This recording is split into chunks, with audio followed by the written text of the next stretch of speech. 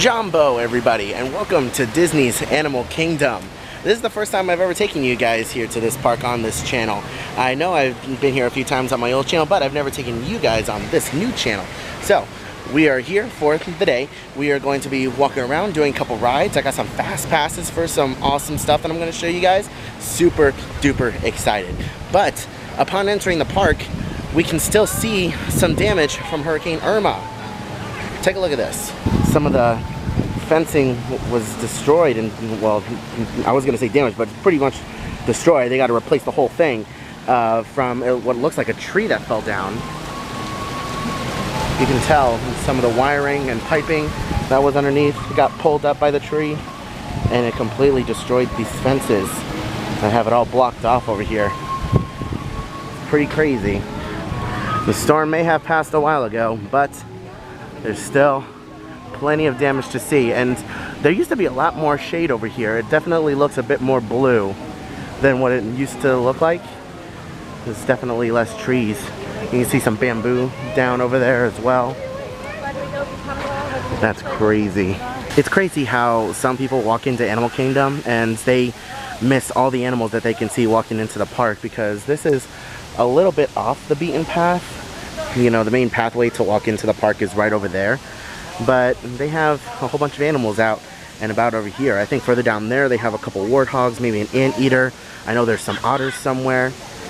But yeah, come down this middle pathway over here across this rickety old bridge that has a old towel draped over it, and this bridge moves, and you can find some pretty neat stuff. This bridge is swaying and it is making me rather uncomfortable. Okay, let me get off this thing. I hate swaying bridges, I honestly do. And of course you have the beautiful reveal of the Tree of Life, as always, looking beautiful as usual. Coming on into the park. I am super excited, you guys. We are going to make a beeline over that way to Pandora, because I managed to make a fast pass for Flight of Passage. Oh, I'm so excited. It's gonna be so much fun. There are quite a few people entering Pandora right now, but there's also about equally as many people leaving, so I don't know. We'll see what the wait times are, and we'll try and base today's crowd levels on that. But with Pandora being as new as it is, the wait times in here always tend to fluctuate up and down depending on the time of day.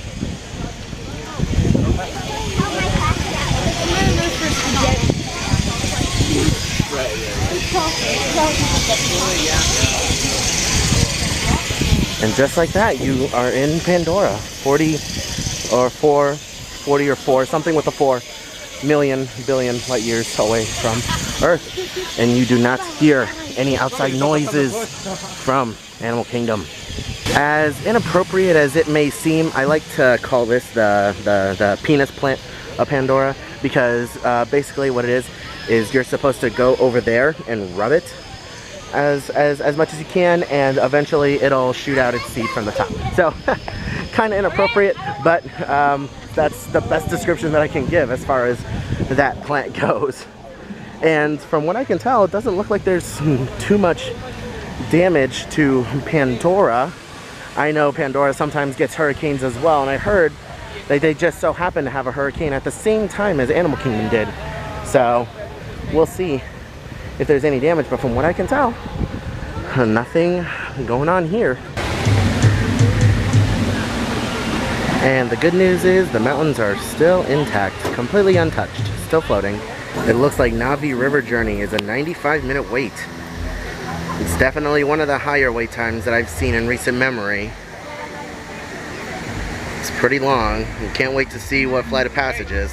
It's actually kind of an interesting story as to how I got these Flight of Passage fast passes. You know, they say that the fast passes for Flight of Passage are darn near impossible to get.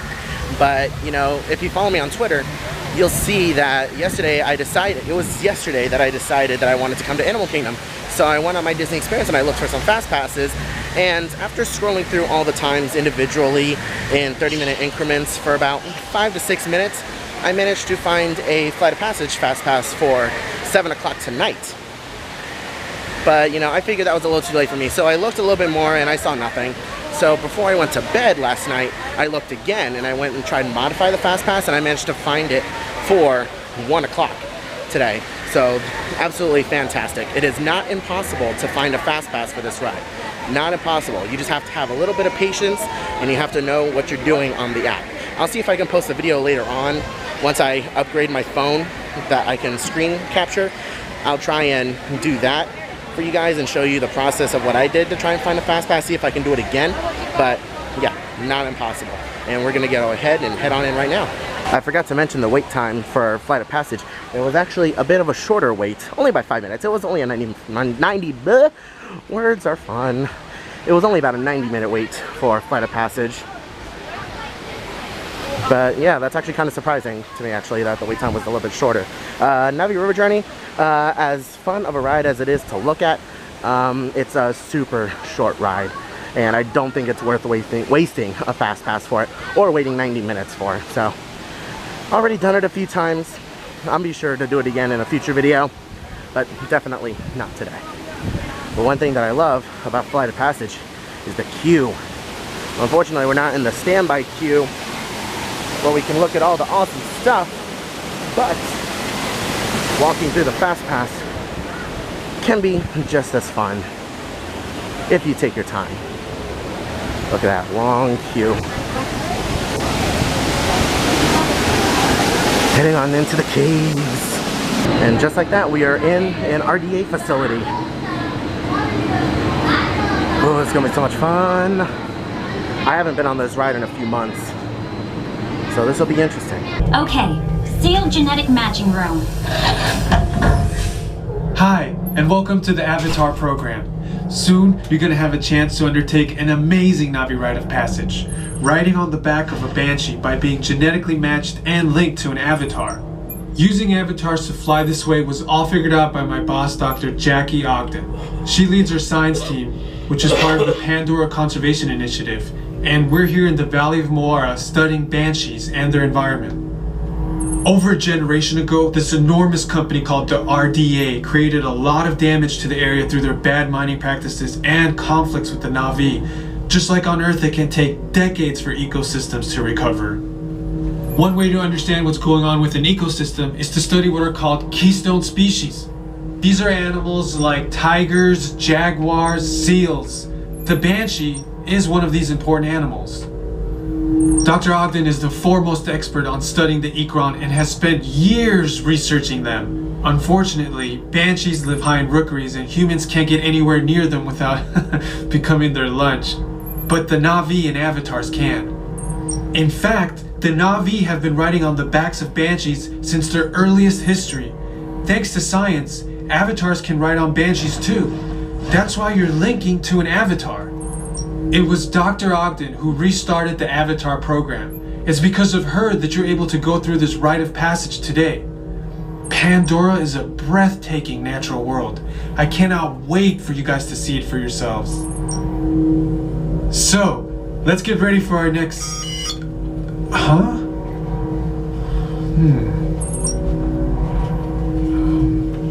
I'll be right back. Put the standby system on, quickly. Standby. We are looking into delays with the genetic matching system.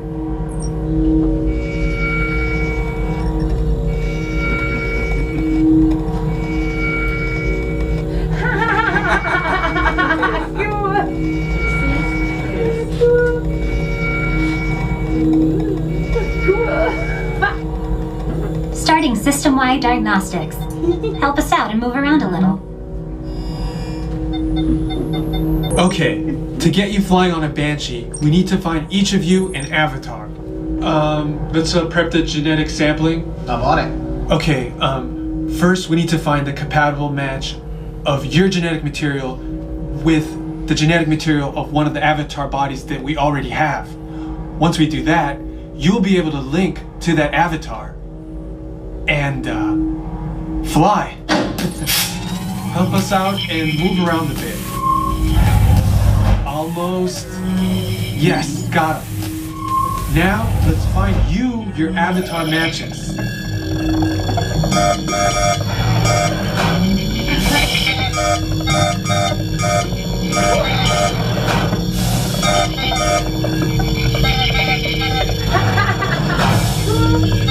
Man, you can do it. There we go. Why do I look like a girl? All right. You've all been matched with I avatars. look like a girl. Looks like they're ready for you in the next room. When the door opens, please go inside, all the way in, and stand over the same number that you're standing over now.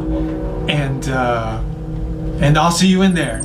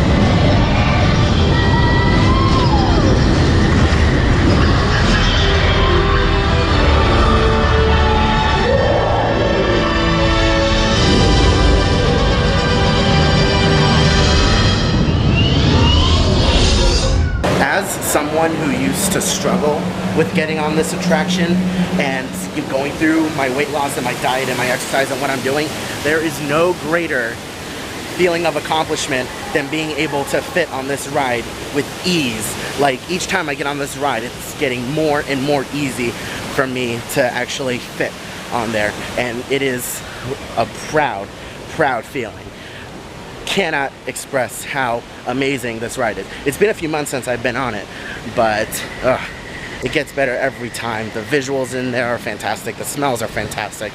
All the effects and everything is just 10 out of 10. Would ride again. Definitely worth a 95 or a 90-minute wait if you're ever here for the first time. Definitely do anything you can to get on this attraction.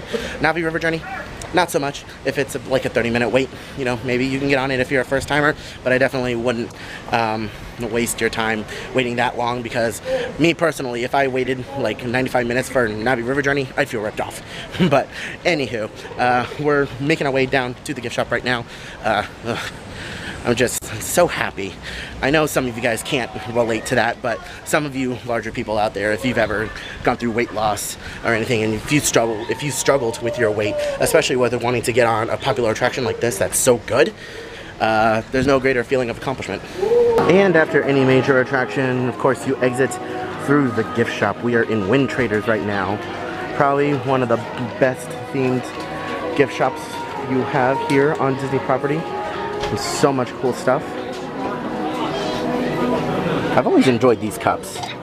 I said this in my previous channel, but these cups with the D-rings on the end that are actually functional, like, let me see here, like, it's an actual functioning D-ring, and you can clip it onto your belt. Really cool. One of my favorite items. Explorers merchandise and gear. Binoculars, translators for if you want to learn how to speak Navi, a compass in case you don't have one on your phone. Some weird looking alien monkeys. I think that these things are cute. These are the My Little Ponies of Pandora. What do you think? Maybe they got swords over here, Got some glow merchandise that glows in the dark. Are really awesome. I've always wanted this backpack. I really want this backpack, but it's hella expensive, so not gonna get that at the moment. You can, get some Navi tails. Just a fun fact for you guys, they do not have sex with their tails. I don't care what Bill and Ted say, they do not have sex with their tails. Well, no, you guys And they actually addressed that this year in Bill and Ted's. You can get some ears, really cool. And over here they have a bust of Natiri, just to give you a sense of scale for how big Navi actually are. It's incredible. Yeah, they have a whole slew of really awesome merchandise here. Here are a couple of the magic bands that they have. Some Navi magic bands. Awesome. These cups are cool. I really like these cups. Little bottles. Here's some other magic bands as well. Valley of Moara. It's kind of hard to see. Got some banshees flying around. Now, when Pandora first opened, these shoulder banshees were so hard to come by. They flew off the shelves. Quite literally, the banshees flew off the shelves, and they were really hard to find. But now it looks like they have a steady supply, which is really nice. That's good. People were going crazy over them, and people were getting really upset that they couldn't get their hands on one of those shoulder banshees. But it looks like they have a steady supply now. And with that, we are back out into the park. Back into the Valley of Moara. Over here we have Pongu Pongu. Now, this is something, a couple things that I wanted to point out here. They've changed a few things since they opened. Let's see if I can get a good shot of it somewhere. Like over here with the Pongu Lumpias, they used to serve 2. And they used to be $4, but it looks like they're only serving 1 now, and they reduced the price. That's good. That's something I was worried about. The last time I was here, they served 2 when it was like $4 or $5, but now they're $3 for 1. I still think they should be serving 2 because it was a really good deal, but not too bad. The Night Blossom, really, really delicious drink. I haven't tried the Grog Ale yet, but I hear that's pretty good as well. And one of the things that I really like are these badges over here, these ace badges, and all these pictures are of Imagineers that helped work on the project, and they just lined them all up over here. I know Joe Rohde's in here somewhere, but don't see him right now. But that's a really cool detail that not a lot of people know about, is that these are all the Imagineers that helped make Pandora possible. Now here's one of the things that kind of disappointed me. In the concept art for Pandora, you saw this battle robot over here, and it had a hula skirt around him. They never put the hula skirt on him, and I thought that was a really neat thing to do. But they ended up not doing that. Well, oh well. Not everything in the concept art will come to fruition. I'm gonna see if I can come over here and get some water, because most of the time they have some free water out here. Number one thing to do at Disney is always stay hydrated. They have complimentary water stations located throughout the park. Funny story about this jug here. When they first started doing this, this jug said Home Depot, and a bunch of people tweeted at Joe Rohde saying, yo, your theming is very off. So they just slapped a Alpha Centauri logo on it, which is pretty funny. But it's good. It is. It's good. It's good H2O. It's free. And it's free. That's the best kind of water. Pandora water is better than Earth water. Yep, for sure. But yeah, we're going to be coming back in here later to get some dinner. But who is calling me right now? Someone's calling me. Give me a moment, please. Sorry about that. Some random person started calling me, and I had no idea who they were. So, but yeah, when we come back over here later, we're going to be trying some of the steamed pods that are right over here. We're going to be trying some of that. Super excited. Ooh, Nelly, we are now at a 115-minute wait for Flight of Passage. Still worth it in my opinion. I just can't explain enough how awesome this attraction is. It's a really, really fun attraction. Yeah, kind of lengthy. I'd wait till later on in the end of the day or at the very start of the day to ride this attraction, just to make sure you get the minimum wait. Now, here in Pandora, there are no actual signs that say, you know, Flight of Passage is right here. Over here they have a banshee to signify flight of passage. And further down that way, kind of hard to see, they have a shaman in one of those sacred tree seeds over there as their sign for Navi River Journey. But look at this view right here. I will never get over how beautiful this land is. And look, there's even people right there. That's the standby queue for flight of passage. Goes right through there. Absolutely incredible. One thing that I also wanted to note is that if it's really hot and sunny outside, come and stand or sit down underneath these mountains in the shade. There's a significant temperature difference between there and there, between the sun and the shade underneath these mountains. It's kind of hard to explain. It's kind of like it acts as a bit of a wind tunnel, almost like what they have going on at Epcot underneath Spaceship Earth, just on a bit of a different scale because it's a bit more open, less surface area, but it's still a bit of a wind tunnel down here, and you get a nice breeze down here all the time, and it's always nice and cool. Also, if it's raining, you can come underneath these mountains, and it does a pretty decent job with blocking the rain. Unless it's like a torrential downpour, like hurricane status, then you're a little screwed. But yeah, you can always come and chill out down here and just take a break and relax. The level of detail in Pandora is absolutely phenomenal. Also, another thing, I don't remember the water on Pandora looking this nasty. Used to be a bit more clearer than this. I'd like to think that this was because of the hurricane. It started messing up some of the filtration or whatever that they had going on, but I don't remember the water looking this gross. Oh well. These interactive drums here in Pandora are pretty good.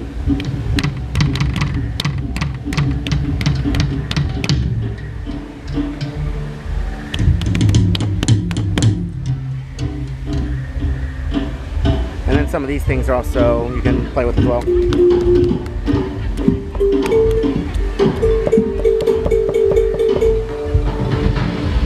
Always something to explore and find. I'm not sure if I'm going to be staying here later on tonight when it gets dark so that I can show you guys a bit of Pandora at night, but we'll see. We'll play things by ear. It all depends on how I feel, to be honest. Little Smurf houses. Another seating area back here. And yeah, we're just going to go ahead and head on out of Pandora and make our way to Africa, which I'm going to take a bit of a different route. I'm going to go this way instead of going back over that bridge. This is the money shot right here. Just after you walk into Pandora, you cross the bridge over there. Just come right across over here, and this is where you will get your magical shot. I'm sorry. Almost ran into a wheelchair there. They're coming right at me. But yeah, not a whole lot of people here. You can take your shots up over here. You got your weird tentacle plants and whatever the hell that thing is. And you get your nice postcard shot. I know it's kind of backlit right now because the sun is like right there. So at certain points during the day it looks so much better.